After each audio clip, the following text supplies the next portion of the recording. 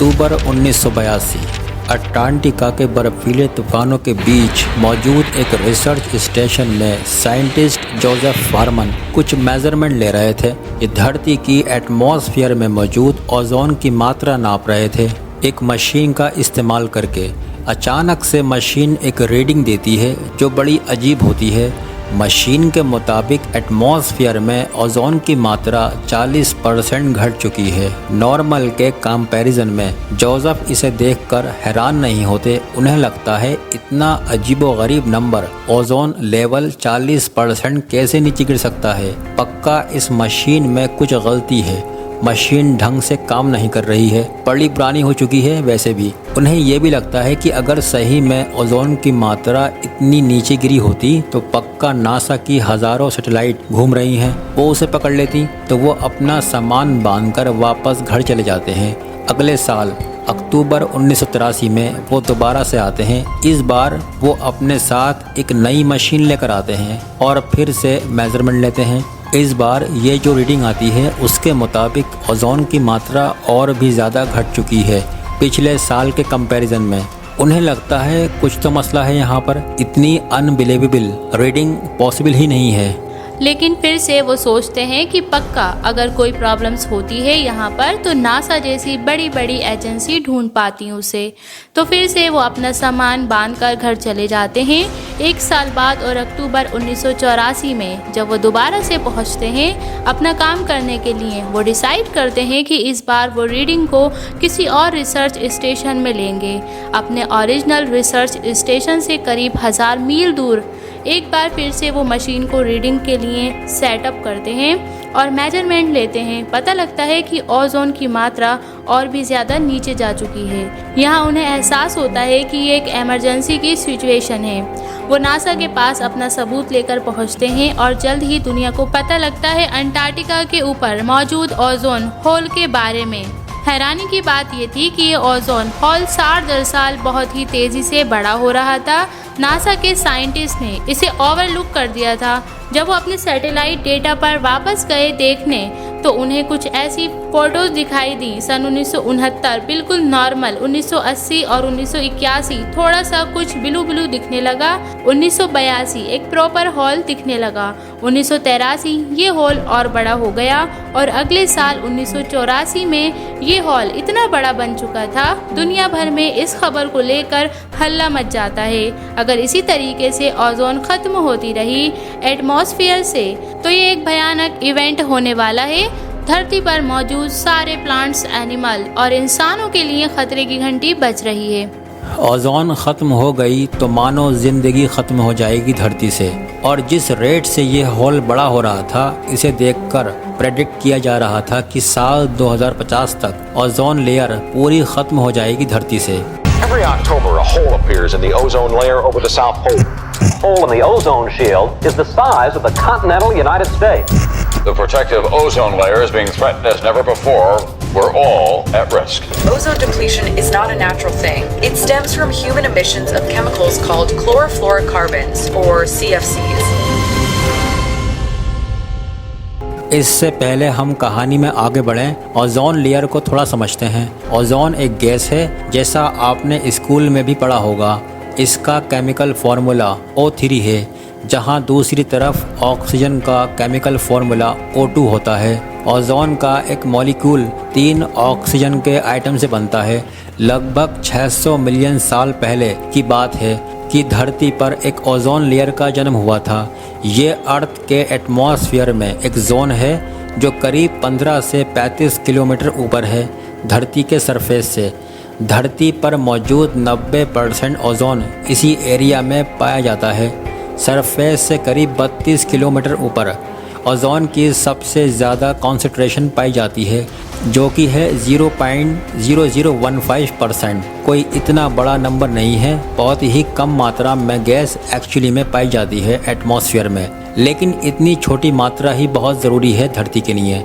Ozone actually में oxygen से ही बनता है। जब सूरज की अल्ट्रा वायलेट रेडिएशन आकर ऑक्सीजन के मॉलिक्यूल से टकराती हैं, एक बड़ा सिंपल केमिकल रिएक्शन यहाँ पर होता है। अल्ट्रा वायलेट रेडिएशन की वजह से ऑक्सीजन का जो मॉलिक्यूल है उसमें ऑक्सीजन के आइटम एक दूसरे से स्प्लिट हो जाते हैं और ये अलग हुए आइटम जब ऑक्सीजन के मॉलिक्यूल से मिक्स होते हैं तो ओजोन की फॉर्मेशन होती है O2 + O = O3।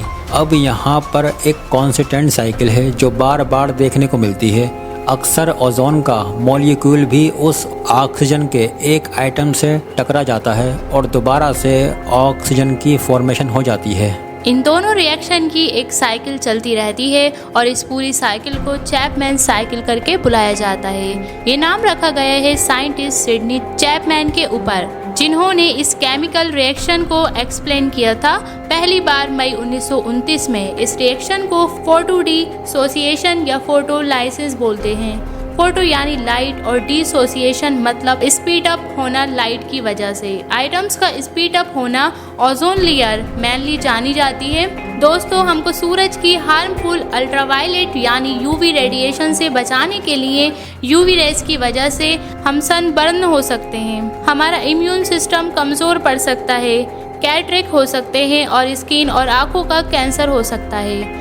अब आप यहाँ पर शायद सोचेंगे कि अगर ओजोन का काम है यूवी रेस से हमें बचाना तो हम सन स्क्रीन क्यों लगाते हैं अपने आप को यूवी रेस से बचाने के लिए। इसके पीछे का कारण बड़ा इंटरेस्टिंग है। सूरज की तरफ से एक्चुअली में ऑलमोस्ट हर वेवलेंथ की रेडिएशन निकलती है।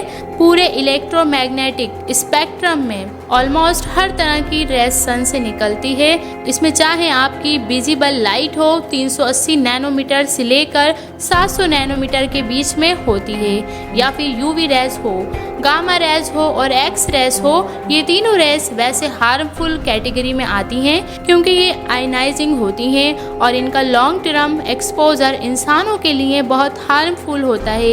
ये हमारे शरीर को चीर के अंदर जा सकती हैं और डीएनए को बदल सकती हैं। अब अल्ट्रावायलेट रेज में भी यूवी रेस की 3 अलग अलग कैटेगरी होती हैं। यूवीए जो 315 से 400 नैनोमीटर की वेवलेंथ है, यूवीबी जो 280 से 315 नैनोमीटर और यूवीसी जो 100 से 280 नैनोमीटर। यूवीसी का जो वेवलेंथ है वो सबसे छोटा है, तो ये सबसे खतरनाक है। फिर यूवीबी और यूवीए अब हमारी ozone layer x-ray rays, gamma rays और यूवीसी रेडिएशन को मेनली रोकती हैं धरती पर पहुंचने से। यूवीबी रेडिएशन जो होती है वो सिर्फ पार्शली ऑब्जर्व करी जाती है हमारी ओजोन लेयर के द्वारा, और यूवीए ऑलमोस्ट बिल्कुल भी नहीं करी जाती, वो पास थ्रू कर जाती है ओजोन लेयर से। इसलिए जो सन स्क्रीन होती है दोस्तों, वो हमें यूवीए और इस बची खुची यूवीबी रेडिएशन से बचाती है। ज़्यादातर सन स्क्रीन एक्चुअली में सिर्फ यूवीबी रेडिएशन से आपको प्रोटेक्ट करती है। इसलिए कहा जाता है कि हमेशा एक ब्रॉड स्पेक्ट्रम सन स्क्रीन खरीदा करो, ऐसी सन स्क्रीन जो आपको यूवीए प्लस यूवीबी दोनों रेडिएशन से बचाए। जब हम बात करते हैं ओजोन लेयर के ख़त्म होने की, तो आप समझ सकते हो कि ख़तरा और भी कितना ज़्यादा बढ़ जाता है, क्योंकि फिर यूवीसी रेडिएशन भी पहुंच सकती है और बाकी हार्मफुल रेज भी धरती पर पहुंच सकती हैं। यही वजह है दोस्तों कि धरती पर ओजोन लेयर के बनने से पहले 600 मिलियन साल पहले जो लाइफ उस समय मौजूद थी वो समुद्र के इतने अंदर थी कि हार्मफुल रेडिएशन ना पहुंच पाए वहां तक। लेकिन फोटोसिंथेसिस करना फिर भी पॉसिबल है। एवोल्यूशन के चलते जब लाइफ पानी से निकलकर ज़मीन पर आई, इसका भी क्रेडिट कहीं ना कहीं ओजोन लेयर को ही जाता है। ओजोन के आने के बाद ही कई कॉम्प्लेक्स मल्टी सेलुलर ऑर्गेनिज्म समुद्र में कम डेप्थ पर रह पाए। वहाँ पर इन्हें ज़्यादा सनलाइट का एक्सपोजर मिला और धीरे धीरे वो ज़मीन पर आ पाए। ओजोन लेयर के बनने से पहले कुछ भी नहीं था धरती को हार्मफुल रेडिएशन से प्रोटेक्ट करने के लिए, और इसकी फॉर्मेशन के बाद सिर्फ 50 से 60 मिलियन साल बाद लाइफ में डाइवर्सिफिकेशन देखने को मिला। अब ये सब हुआ तो मिलियंसों साल पहले था, लेकिन इंसानों को इन सब चीज़ों के बारे में पता चला आज से सिर्फ 200 साल पहले ही। मार्च 1839 स्विट्जरलैंड में यूनिवर्सिटी ऑफ बेसिल में एक साइंटिस्ट क्रिश्चियन शॉनवाइन पानी के इलेक्ट्रोलिसिस पर एक्सपेरिमेंट कर रहे थे, मतलब बिजली का यूज करके ये पानी को ऑक्सीजन और हाइड्रोजन में सेपरेट कर रहे थे। इन्हीं एक्सपेरिमेंट को करते हुए उन्होंने नोटिस किया कि एक अजीब सी स्मेल आ रही है। ये स्मेल एक गैस से आ रही थी और जब इन्होंने इस गैस को आइसोलेट किया तो इन्होंने इस गैस का नाम ओजोन ही रख दिया। ओजोन वर्ड एक्चुअली में ग्रीक वर्ड से आता है ओजाइन, जिसका मतलब होता है टू स्मेल, मतलब कोई स्मेल आ रही थी, तो इस गैस का पूरा नाम स्मेल पर ही रख दिया। इसके 26 साल बाद 1865 में डिस्कवर किया जाता है कि ओजोन का मॉलिक्यूल 3 ऑक्सीजन के एटम से मिलकर बनता है। इस वीडियो का सेकंड पार्ट देखने के लिए प्लीज़ हमारे चैनल को सब्सक्राइब करके ज़रूर जाएं। प्लीज़ हमारे चैनल को सब्सक्राइब करिए, हमें आपके सपोर्ट की बहुत ज़रूरत है। अगर आपको हमारी ये इन्फॉर्मेशन पसंद आई हो तो वीडियो को लाइक, शेयर एंड सब्सक्राइब करना ना भूलें। और ऐसे ही ज़बरदस्त इंटरेस्टिंग नॉलेज के लिए बने रहिए हमारे YouTube channel AK knowledge year पर। तब तक के लिए टेक केयर।